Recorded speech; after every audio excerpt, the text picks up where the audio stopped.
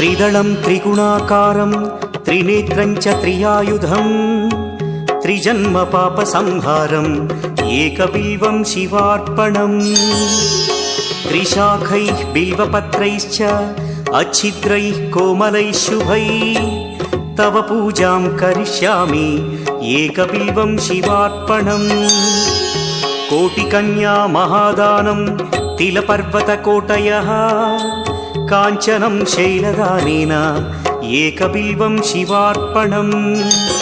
काशीक्षेत्रनिवासं च कालभैरवदर्शनौ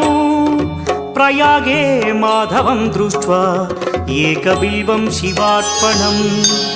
इन्दुवारे व्रतं स्थित्वा निराहारो महेश्वर नक्तं हौष्यामि देवेश एकबिल्वं शिवार्पणम् रामलिङ्गप्रतिष्ठा